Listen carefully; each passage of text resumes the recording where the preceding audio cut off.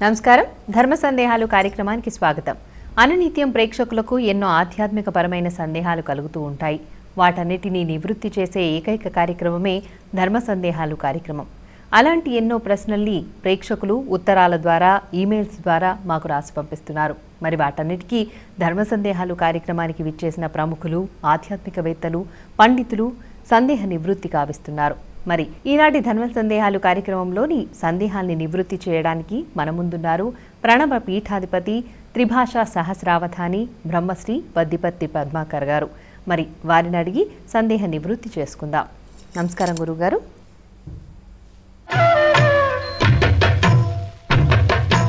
గురుగారు, మొదటి ఉత్తరం చూద్దామండి. ఈ ఉత్తరం రామలింగాచారి గారు యాదగిరిగుట్ట నుంచి రాస్తున్నారు. సంకల్పం చెప్పే వారితో పాటు వినేవారికి కూడా పుణ్యం వస్తుందా తెలియచేయండి అని కోరుతున్నారండి. ఎత్ర రఘునాథ కీర్తనం తత్ర తత్ర కృతమస్తకాంజలిం బాష్పవారి పరిపూర్ణలోచనం మారుతిం నమత రాక్షసాంతకం అని హనుమత్ స్వామి వారికి నమస్కారం చెప్పుకుంటూ, హనుమంతుడు అంటేనే సంకల్పం కనుక, సంకల్పం అంటేనే హనుమంతుడని పరాశర సంహితలో చెప్పారు. సహజంగా ఈ లోకంలో 4 పనులు చేసేవారికి సమానమైన ఫలితం వస్తుంది. కర్త, కారయితా చైవ, ప్రేరకశ్చ, అనుమోదక, సర్వదా సర్వకార్యేషు చత్వారః సమభాగినః. చత్వారః అంటే నలుగురు సమాన ఫలితం పొందుతారు. ముందు కర్త. అలాగే సంకల్పం చెప్పేవాడికి ఎంత పుణ్యమో పక్కన వింటున్న వాడికి కూడా అంతే పుణ్యం వస్తుంది. ఇంకో రహస్యం ఉంది అసలు ఇక్కడ. శ్రవణం వల్ల వచ్చే ఫలితం అనడం వల్ల కూడా రాదు. అందుకే పురాణ శ్రవణాదన్యో విద్యతే నాపరో నృణాం అని స్కాంద పురాణంలోని మానసోత్తరఖండంలో చెప్పారు. వినడము వల్ల మాత్రమే మానవుడు ఈ కలియుగంలో తరిస్తాడు. అందులో ఉత్తమోత్తమైనది సంకల్పం. అసలు సంకల్పం చెప్పకపోతే అది పూజ ఏమిటి, లేకపోతే దానివల్ల ఫలితం ఏమిటి? అందుకే మహానుభావుడు విక్రమార్క చరిత్రలో కొరవి గోపరాజు సింహాసన ద్వాత్రివిశిక అనేటటువంటి గ్రంథంలో చెంచలాత్మకృతము సంకల్పరహితంబు అయిన జపములెల్ల హాని పొందు, మనస్సు నిలకడ లేకపోయినా, సంకల్పం చెప్పుకోకపోయినా అటువంటి జపం, పూజ వ్యర్థం. చెప్పేటప్పుడు ఒకసారి చెప్పడం వల్ల ఒక పుణ్యమే వస్తుంది. అదే వింటేనో ఒకసారి ఎవరైనా సంకల్పం చెబుతున్నప్పుడు వింటే అది 10 సార్లు పలికినటువంటి పుణ్యం ఇస్తుంది. అంటే కష్టపడి నాబోటివాడు 10 సార్లు సంకల్పం చెబితే ఎంత పుణ్యమో, మీ బోటివాడు నా ద్వారా వింటే, ఒకసారి వింటే ఈ 10 సార్లు చెప్పగా వచ్చిన ఫలితం పొందుతారు. అంటే 10 టైమ్స్ పెరుగుతుందన్నమాట. మనకి 10 పర్యాయములు మనకి అధిక ఫలితం ఇస్తుంది.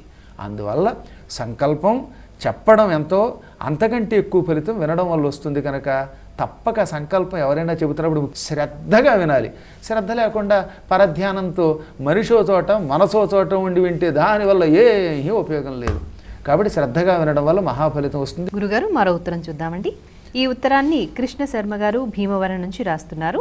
అష్టమంలో శని ఉండగా ఉపనయనం చేయవచ్చా తెలియచేయండి అని కోరుతున్నారు. బృహస్పతి చెప్పిన ప్రకారం అష్టమంలో శని ఉంటే ఉపనయనం చేయకూడదు. పరమదోషం అది. దానివల్ల భవిష్యత్తులో ఎన్ని నష్టాలు వస్తాయో ఆయనే చెప్పాడనమాట. అష్టమ శనికి ప్రాయశ్చిత్తం చేసుకుంటే మాత్రం చేయొచ్చు. ప్రాయశ్చిత్తం అంటే ఏమిటనమాట? అష్టమంలో శని ఉండగా నువ్వుల నూనెతో శనికి 9 శనివారాలు తైలాభిషేకం చేయించాలి. తైలము అనే శబ్దానికి అర్థం ఏంటంటే నువ్వుల నుండి పుట్టినది అని అర్థం. చాలామందికి తెలియక తైలం అంటే నూనె అని అర్థం చెబుతున్నారు. తెల అంటే నువ్వు, అందు నుండి పుట్టింది కనుక తైలం. తైలాభిషేకం అంటే నువ్వుల నూనెతోటి అభిషేకం. అది శనికి ఒకసారి కాదు 9 శనివారాలు చేస్తే అప్పుడు అష్టమ శనిలో ఉన్నవాడికి ఉపనయనం చేయడానికి పనికొస్తుంది. ఇలా అభిషేకం చేయకుండా ఒకవేళ అష్టమ శనిలో ఉండగా ఉపనయనం చేశారనుకుందాం, అప్పుడు వాడికి భవిష్యత్తులో పెళ్ళి ఆలస్యం అవుతుంది. ఒకవేళ పెళ్లి జరిగితే ఆ పెళ్లి శీఘ్రకాలంలో పెటాకులు అవుతుంది. అసలే ఇది కలియుగం. ఇవాళ పెళ్ళి మర్నాడు పెటాకులకు వచ్చి విసిగెత్తిపోతున్నాం. చీటికి మాటికి చిన్న చిన్న విషయాలకు కూడా భార్యాభర్తలు కీచులాట్లు ఆడుతున్నారు. మళ్ళీ ఈ గొడవ సరిపోక అనవసరంగా ఎందుకు ఈ గందరగోళం? కాబట్టి సాధ్యమైనంత వరకు కూడా అష్టమ శని ఉండగా మాత్రం ఉపనయనం చేయకండి. చేయవలసి వస్తేనే చెప్పిన ప్రాయశ్చిత్తం చేయండి, లేకపోతే విడాకుల దాకా వెడుతుంది. విడాకులకి ఒకవేళ వెళ్ళకపోయినా రోజు కీచులాడుకుంటారట. నిత్యం కలహాలతో కాపురం అనమాట. కలహాల కాపురం అనే పేరుతో వీరి మీద ఓ సినిమా కూడా తీయచ్చు, అంత ఇబ్బంది వస్తుంది. అందువల్ల హాయిగా అలాంటి ప్రయత్నాన్ని విరమించడం చాలా ఉత్తమం. ఎంత కళ్ళు మూసి తెరిచేలో వెళ్ళిపోతాయి కదా, ఇవన్నీ పెద్ద విశేషాలు ఏమున్నాయి. అన్నిటికీ ప్రాయశ్చిత్త మాత్రం శాస్త్రం చెబుతున్నది. అది చేసుకుంటే కూడా తద్దోషం పోతుంది. ఇంకో చిన్న విషయం చెప్పాలి. అష్టమ శని ఉన్నవాడు శనివారం నాడు హనుమంతుడికి గంధసింధూరంతో అభిషేకం చేసిన, లేదా నువ్వుల నూనెలో గంధసింధూరాన్ని కలిపి ఆయనకి ఒళ్ళంతా పూత పూసిన వాళ్ళకు కూడా అష్టమ శని దోషం పోతుంది. వారికి ఉపనయనం జరిగితే శుభం కలుగుతుంది. లేదా కోణం నీలాంజన ప్రఖ్యం మందచేష్టా ప్రసారిణం ఛాయామార్తాండ సంభూతం నమస్యామి శనైశ్చరం. ఇది పరాశర సంహితలో చెప్పబడిన అపూర్వ శ్లోకం. ఇదే కాశీఖండంలో కూడా ఉంటుంది. ఈ శ్లోకాన్ని అష్టమశని ఉన్నవాడు రోజుకు 108 సార్లు చొప్పున 40 రోజులు చేసుకున్నాడా వాడికి ఆ దోషం పోతుంది. వారు కూడా ఉపనయనం చేసుకోవచ్చు. ఇవేమీ చేసుకోకుండా మాత్రం ఉపనయనం చేసుకుంటే ప్రమాదం వస్తుంది. గురుగారు, మరో ఉత్తరం చూద్దామండి. ఈ ఉత్తరాన్ని సుబ్బలక్ష్మి గారు అనకాపల్లి నుంచి రాస్తున్నారు. హిందూ మత ధర్మం ప్రకారం ఆడవారు శ్మశానానికి వెళ్ళకూడదా తెలియచేయండి అని కోరుతున్నారండి. హిందూ ధర్మం అన్నదే ఈ ధర్మం యుగ యుగాలుగా అపూర్వంగా ప్రఖ్యాతికెక్కినటువంటిది. దీన్ని పరమాత్ముడు మొదలైనటువంటి వాళ్ళంతా ఆయా సందర్భాల్లో మనుషుల్ని పెట్టుకు చెప్పారు. ఆడవాళ్ళని ఎందుకు శ్మశానానికి వెళ్ళొద్దన్నారు అంటే అది ధర్మశాస్త్రం కాదు, ఆచారం మాత్రమే. శాస్త్రాలలో వద్దని చెప్పలా, కానీ ఆచారంలో ఎందుకు చెప్పారు? ఆడవాళ్ళు సహజంగా సున్నితంగా ఉంటారు కనుక. మగవాళ్ళ దగ్గర ఒక బండతనం ఉంటుంది. పూర్వకాలంలో ఆడవాళ్ళు కుసుమ కోమలత్వంతో ఉండేవారు. పువ్వు ఎంతో వాళ్ళ మనస్సు అంత కోమలంగా ఉండేది. పాపం భర్త చచ్చిపోయాడు అనుకుందాం. ఈ భర్త వెనకాతల శ్మశానానికి భార్య వెళ్ళింది. ఇంతకాలం తన మెడలో తాళి కట్టినవాడు, తనతో తిరిగినవాడు, తనతో కలిసి భోజనం చేసినవాడు కళ్ళ ముందు కట్టెల మీద కాలి బూడిదైపోతూ ఉంటే ఈ స్త్రీ తట్టుకుని బతకగలదా? అందుకని పూర్వం ఆ చితి మీద పడి చచ్చిపోయేవారు వాళ్ళు. సతీసాగమనం అది. అప్పుడు మరి శ్మశానానికి వెళ్ళలేదు వాళ్ళంతా. మాద్రి ఉంది. స్వయంగా పాండురాజు గారి శ్మశానంలో ఆయన ఎదురుగుండా కాలిపోతూ ఉంటే దాని మీద పడి తాను చచ్చిపోయింది. అంటే ఆవిడ శ్మశానానికి వెళ్ళిందనే కదా అర్థం. కాబట్టి వెళ్ళారు. వెళ్ళడం వల్ల ఈ నష్టాలు వస్తున్నాయి. ఎక్కువ మంది భార్యలకి భర్త అంటే చాలా ప్రేమ. ఈ ప్రేమ వల్ల ఏమైపోతుంది, ఒక్కోసారి అయితే గుండెకి చచ్చిపోయిన వాళ్ళు ఉన్నారు, లేదా ఆ చితి మీద పడి కాలిపోయిన వాళ్ళు ఉన్నారు, ఆ తర్వాత పిచ్చెక్కిపోయిన వాళ్ళు ఉన్నారు. బండతనంతో ఉండి తట్టుకోగలిగితే ఎవరైనా వెళ్ళొచ్చు, కానీ అలా వెళ్ళలేకపోయేవారు ఎక్కువ ఉండేవారు కనుక వాళ్ళని దృష్టిలో పెట్టుకుని తర్వాత కలియుగంలో ఆచారం పెట్టారనమాట. శ్మశానానికి వెళ్ళొద్దురా, లేనిపోయిన తంటాలు వస్తాయి అన్నారు. కానీ ధర్మశాస్త్ర ప్రకారం అయితే వెళ్ళొచ్చు. అలా వెళ్ళిన వాళ్ళని కొన్ని వందల మందిని, వేల మందిని మన పురాణాల్లో ఉదాహరణగా చూపించవచ్చు. శాస్త్రం వేరు, జనాచారం వేరు. శాస్త్రం అంటే ఏమిటి? వేదాలు, ఉపనిషత్తులు, పురాణాలు, స్మృతులు, శృతులు, స్మృతులు, పరాశర స్మృతి వంటివి. ఇటువంటి వాటిలో చెప్పబడిన వాటిని శాస్త్రాలు అంటారు. అందులో ఇది ఉండదు. కానీ జనాచారం అనగా ఓ పెద్ద ఆయన చెప్పాడు, దాన్ని అందరూ అనుకరించడం మొదలెడతారు. దీనికి జనాచారం అని పేరు. క్రమంగా ఏమైపోయిందంటే కలియుగంలో జనాచారం శాస్త్రాన్ని కూడా తొక్కేసింది. ఇవాళ మనం వద్దన్న వినని స్థితిలోకి వచ్చారు. కాబట్టి మీరు నిశ్చింతగా శ్మశానానికి వెళ్ళొచ్చు, మీ గుండె బండ అయితే. అనవసరంగా ఎందుకు వచ్చింది ఆ దృశ్యం చూడలేమనుకుంటే ఇంట్లో కూర్చోండి. గురుగారు, మరో ఉత్తరం చూద్దామండి. ఈ ఉత్తరాన్ని పశ్చిమ గోదావరి జిల్లా నుంచి వెంకటాచలం గారు రాస్తున్నారు. వారసూలలు అనగానేమి, ఆ దిశగా ప్రయాణం ఎందుకు చేయకూడదు తెలియచేయండి అని అడుగుతున్నారు. సూల అంటే నొప్పి, బాధ. ఒక్కొక్క వారం ఒక్కొక్క దిక్కుకెడితే మనకి నొప్పులు కలుగుతాయి, బాధలు కలుగుతాయి. అంటే పనులు అవ్వవు. ఆ వారం అటు వెళితే పని అవ్వడం లేదు కనుక దానికి వారసూల అన్నారు. నాయన వెళ్ళొద్దురా, దానివల్ల నీకు గండం అని చెప్పారు. ఎలాగా? నపూర్వే శని సోమేచ. పూర్వే అంటే తూర్పు దిక్కునందు. తూర్పుకు ఎప్పుడైనా ప్రయాణం చేస్తే శని సోమేచ న అన్నాడు. అంటే శనివారం సోమవారం తూర్పు దిక్కుకు వెళ్ళకు. వెళ్ళావా ఆ పనిలో అడుగడుగున గండమే. హాయిగా 6ంటికి రత్నాచల్ ఎక్కితే 12ంటికల్లా వైజాగ్ ఎడతాడు అనుకుందాం ఎవరైనా విజయవాడలో ఎక్కి. అటువంటి వాడు ఈ శనివారం సోమవారం పెడితే ఆ పూట దారి పొడుగుతా రైలు ఆగిపోతుంది. 12ంటికి వెళ్ళేవాడు 1 గంటకి ఎడతాడు. ఈ 1 గంటలోపు కడుపులో మంట పెరిగి తంటాలు వచ్చి పడిపోతాయి. ఈ ఇబ్బందులు వస్తాయి. ఏ పెళ్లి సంబంధానికో పెడితే అది కుదరదు. కాబట్టి తూర్పు దిక్కుకి ఎప్పుడు కూడా శనివారం సోమవారం వెళ్ళకూడదు అని చెప్పారు. అదే శనివారం సోమవారం దక్షిణ దిక్కుకి వెళ్ళండి, అద్భుతంగా పని అయిపోతుంది. తూర్పు దిక్కుకి మంగళవారం పెడితే ఆ పని గ్యారంటీగా అవుతుంది. వీటితో పాటు ఇంకా నక్షత్రాలు బలము కూడా చూడాలి. ముఖ్యంగా వారం తప్పక చూడాలి. ఒక్కొక్క వారం ఒక్కొక్క దాని పనికిరదు. పశ్చిమ దిక్కుకి వెడితే బుధ గురువారాల్లో పెడితే చాలా మంచిది. ఇలా వారములో ఏ వారం వెడితే మంచిదో తెలుసుకుని వెళ్ళడం వల్ల చాలా లాభం అన్నమాట.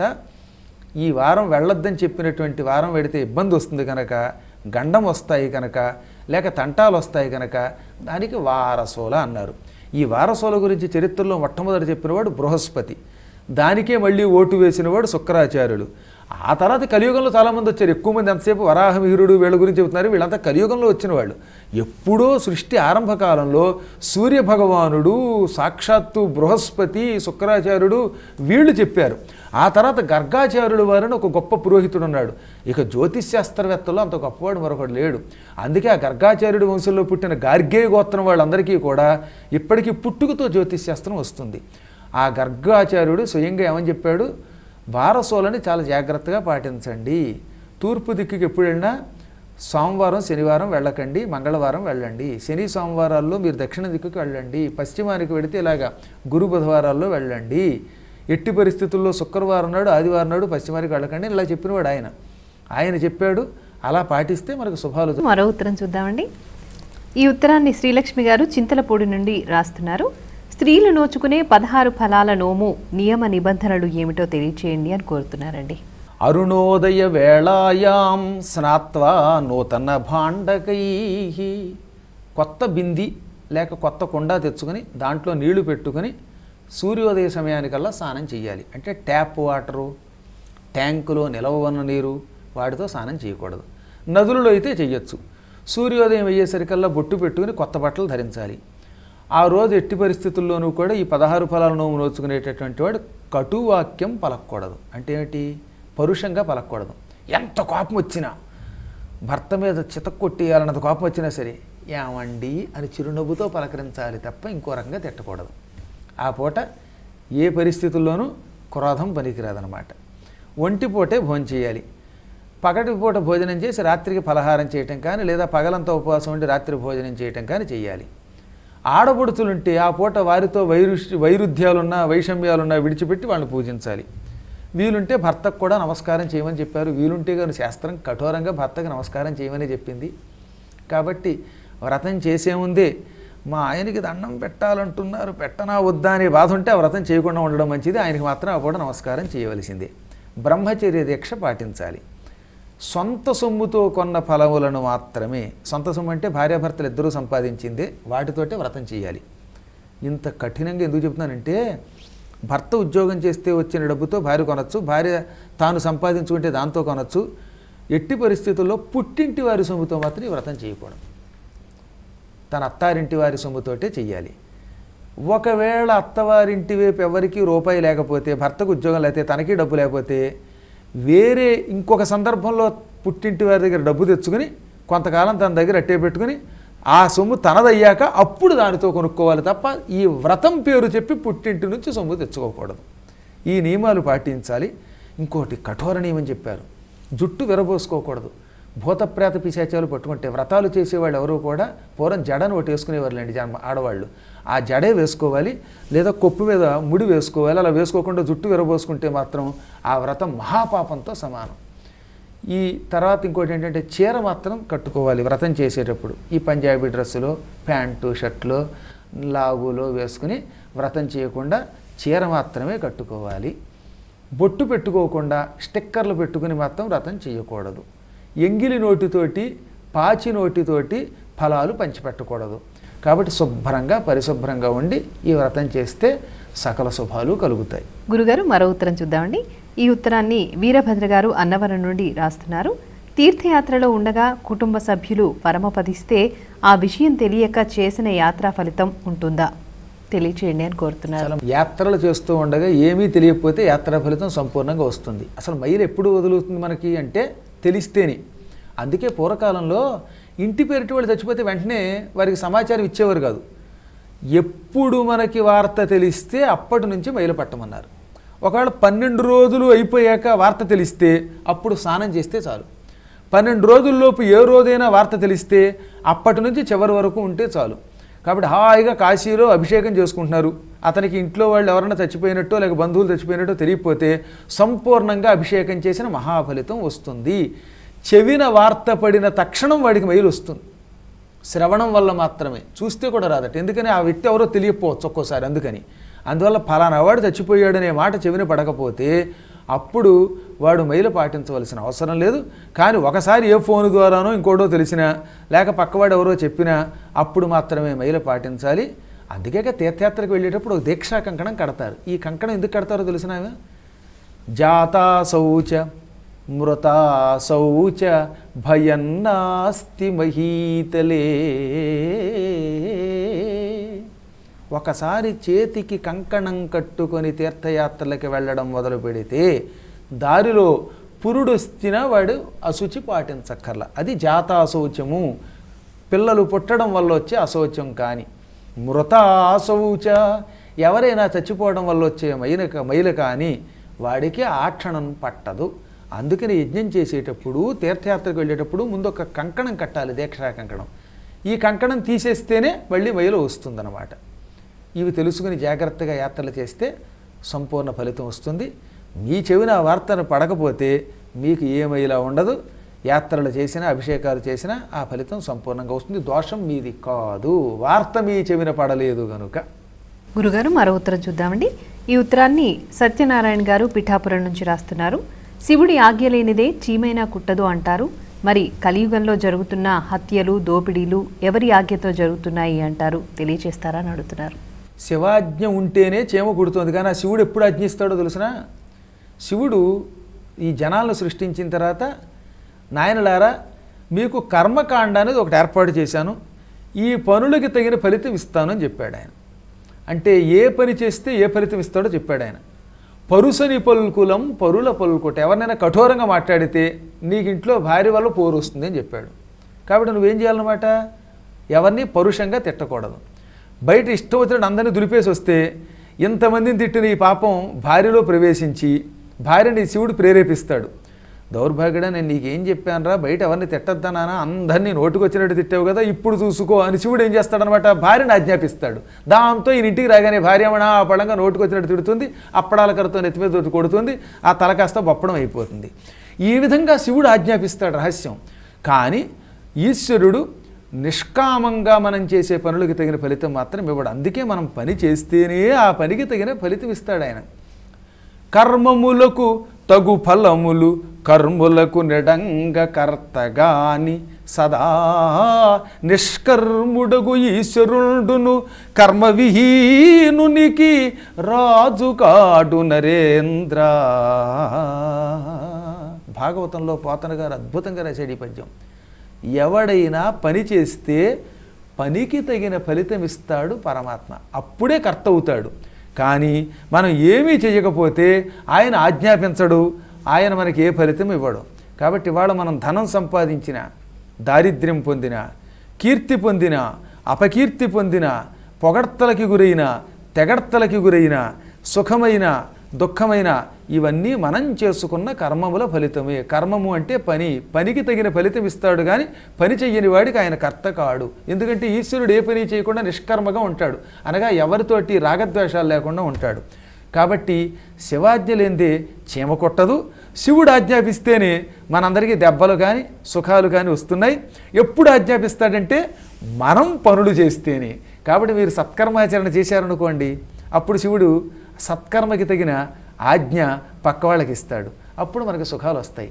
ఉదాహరణకి ఎవరో అక్కర్లా, మనం ఇతరులను తిట్టాం, వాడు లాగి గో మీద కొట్టడంలా, ఆ తిట్టడం అనే పని చేయగానే శివుడు వాడిని కొట్టు అని ప్రేరేపిస్తాడనమాట. అది శివాజ్ఞ. అప్పుడు వాడు చీమలా కాదు, ఢామని చితక్ కొడతాడు. అంటే ఇప్పుడు శివుడు మిమ్మల్ని ఏమని ఆజ్ఞాపించాడు, వీడు నిన్ను పొగిడాడు కనుక దానికి ప్రతిగా ఆయన నువ్వు పొగుడు అంటున్నాడు. ఇవన్నీ మనం తెచ్చుకునేవే. కాబట్టి ఎప్పుడూ కూడా ఇతరుల ద్వారా ప్రశంసలు సన్మానాలు పొందడానికి మనం సక్రమమైన కర్మ చేయాలి. కర్మ వల్ల శివుడు ఆజ్ఞాపిస్తాడు. ఆజ్ఞాపిస్తే చీమ కొట్టదు, దోమ కొట్టదు.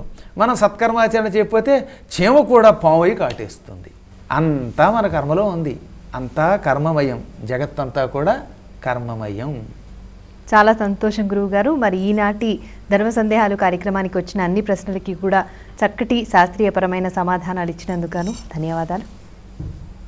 చూశారు కదండి, మరి ఈనాటి ధర్మ సందేహాలు కార్యక్రమాన్ని తిరిగి రేపటి ధర్మ సందేహాలు కార్యక్రమంలో మళ్ళీ కలుద్దాం.